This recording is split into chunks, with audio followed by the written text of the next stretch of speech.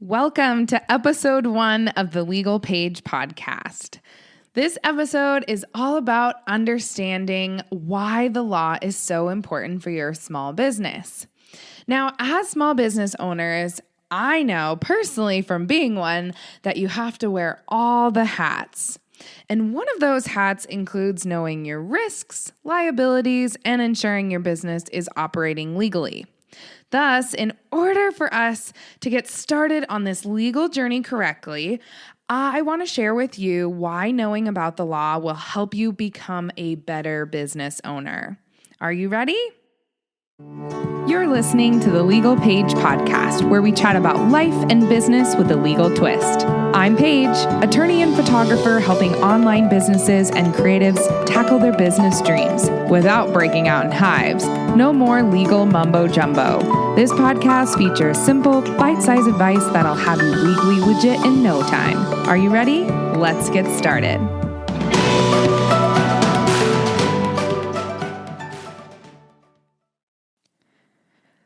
Okay, Legal Pagers, I am so freaking excited to get going and to be your leader in the law.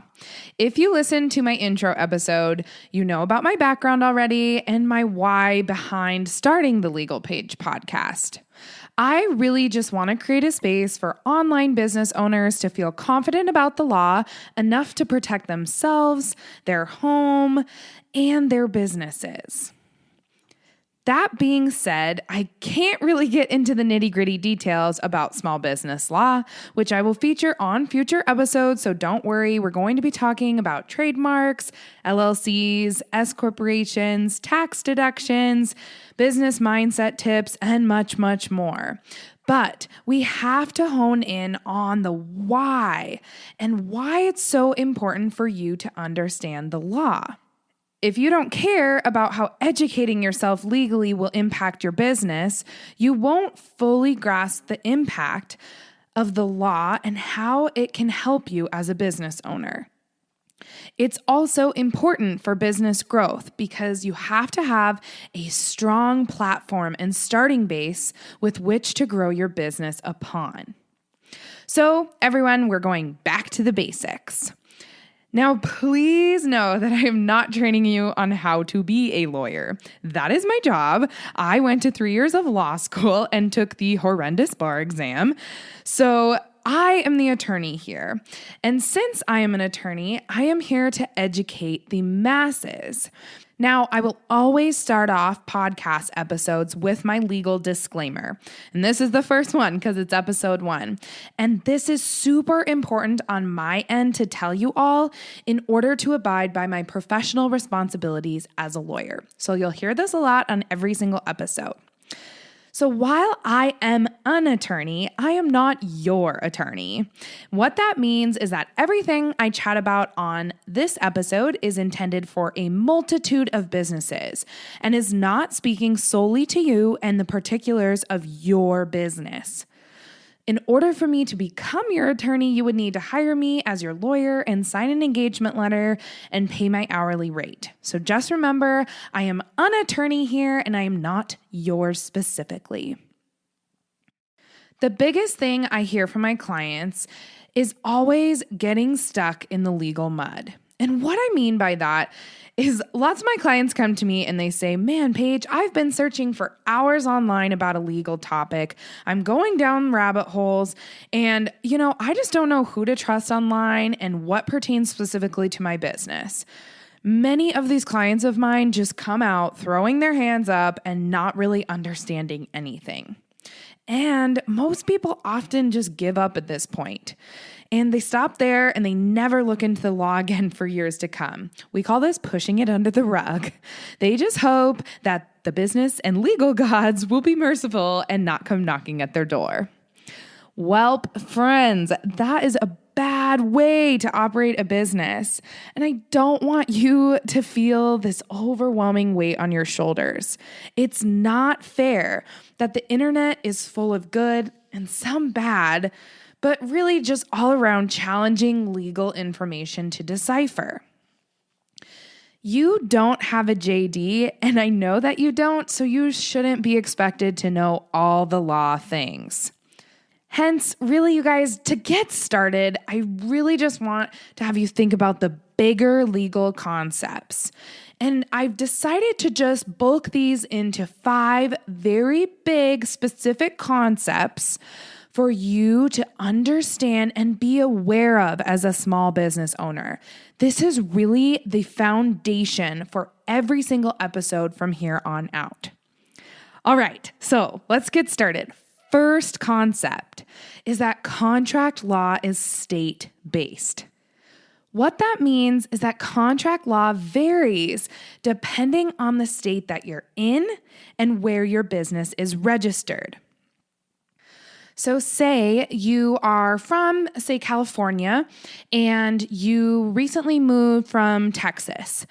So if you had registered your business in Texas, then likely your contract law that would be interpreting all of your contracts would be Texas. So all of your contracts would be analyzed under state law, and just make sure you know they're not analyzed under federal law. So if anything happens, you will go to court in your county courthouse. That's in your state courts. And any issues that have ever occurred in your business and that you could potentially have a lawsuit from, like a negligent act, an intentional act, wrongful termination, yada, yada, all of that would be interpreted under state law. Now, the best way to really explain this, you guys, is through an example. Whenever I talk about a hypothetical situation, I'm going to use my avatar named Tia, and she's a business owner. So Tia always owns Tia's Trinkets, and she sells items that she makes in her house online. So say Tia had an issue with a customer, and she wanted to take that person to court. Tia would march over to her county courthouse and say she lives in Austin, Texas, which would be Travis County. So she would go to Travis County Courthouse and file something in small claims court. Now, whatever happened or whatever that lawsuit was about would be interpreted using Texas law, as long as Tia is registered and operates her business in Texas. So general concept number 1, everyone, is just be aware that contract law is state-based. All right, second big concept. You must pay taxes in the United States. As my grandpa always says, you must do just 2 things in life. You must die one day, and you have to pay taxes every year. Everything else, you guys, is totally up to you, and you are on the pursuit of your own happiness. But we do have to pay taxes as business owners in the United States. And what does that mean? Why do we have to pay taxes? Let me give you a little history lesson. I'm going to give a couple during this episode.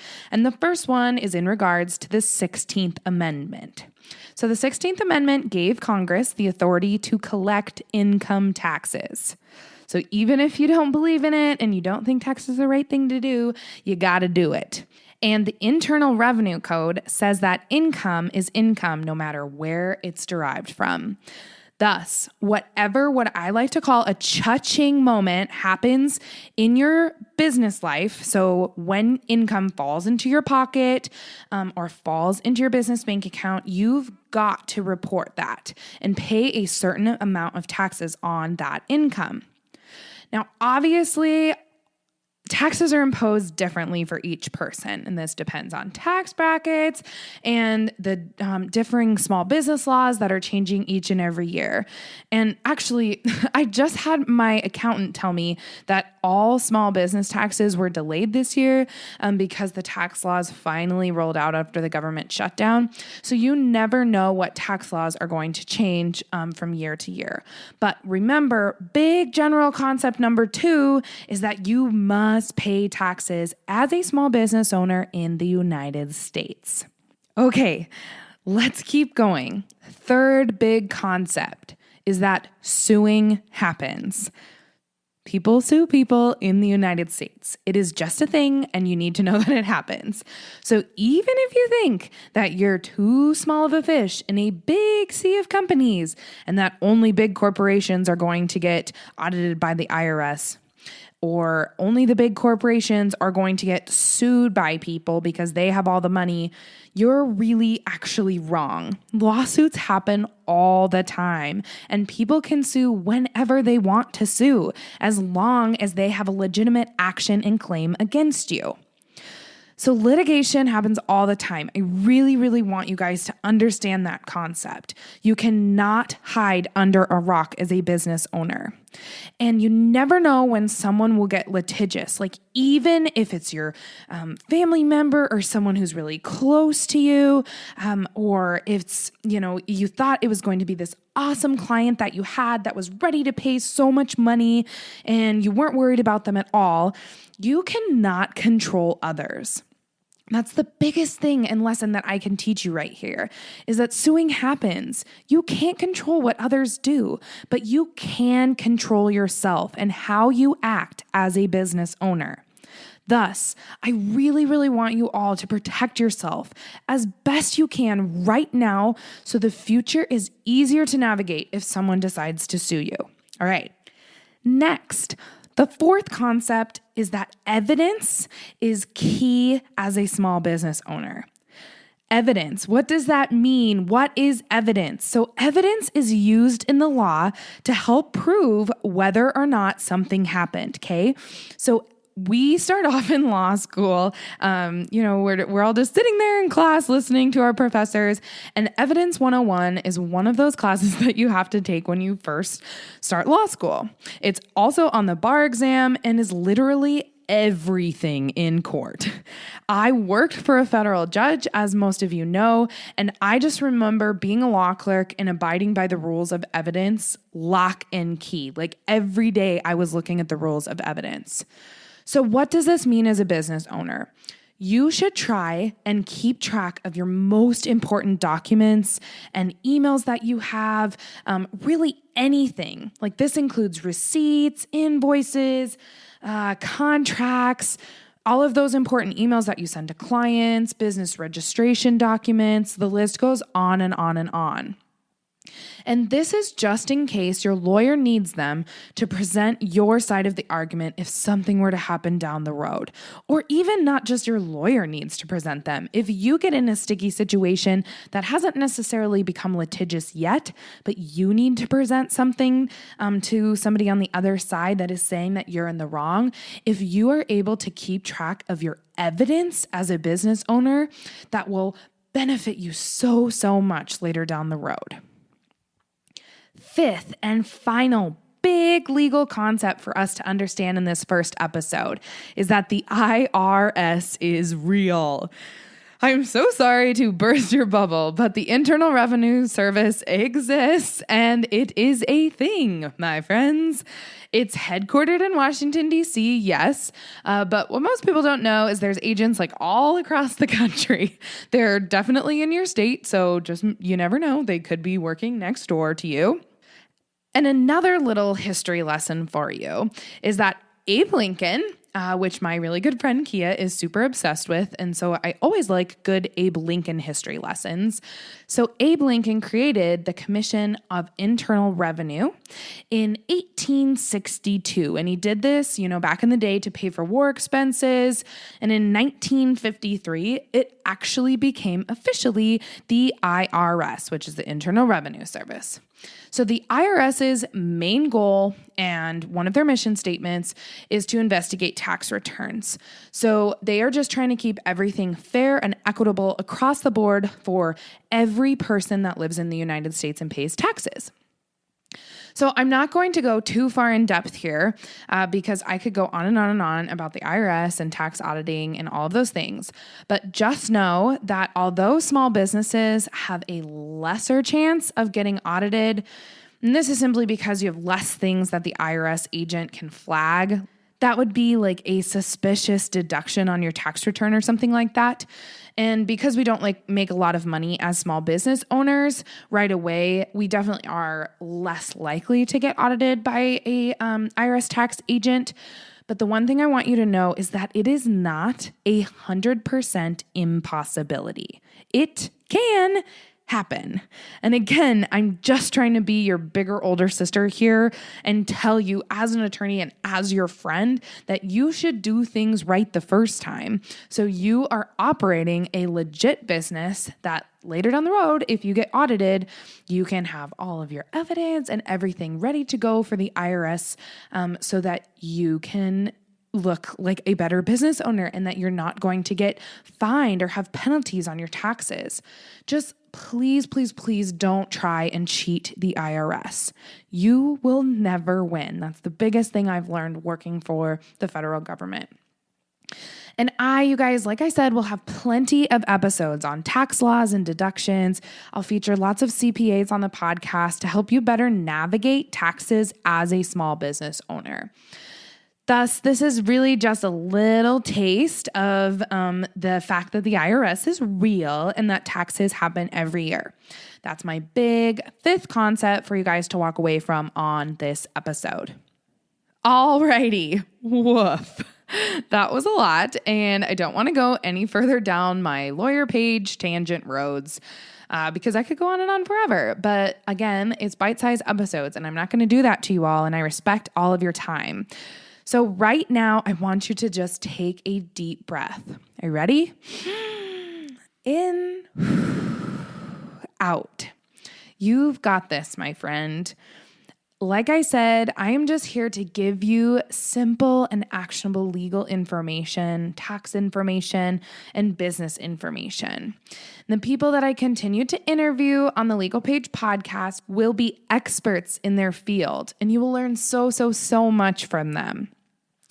So just take my hand because with this podcast together, we've got this. Your job right now, friend, is to just sit back and build the business of your dreams. My job is to get you the most important legal information that will help you become a better business owner. And I promise you, the things that you learn will help you immensely. So even if you end up knowing some of the things that we chat about on an episode, like my law professor, Ms. Smith, used to say, you've got to hear things several times before it really sinks in and you remember it. So if that's you and later on in an episode or even in this episode, if you hear something, just remember it's good to hear time and time again, especially with business and tax and legal information. So just remember that I am here to help get all of those legal tips sinking into that awesome entrepreneur brain of yours. And that's it for this episode. I really hope you enjoyed it, and I cannot wait to chat next week, Legal Pagers. See you then.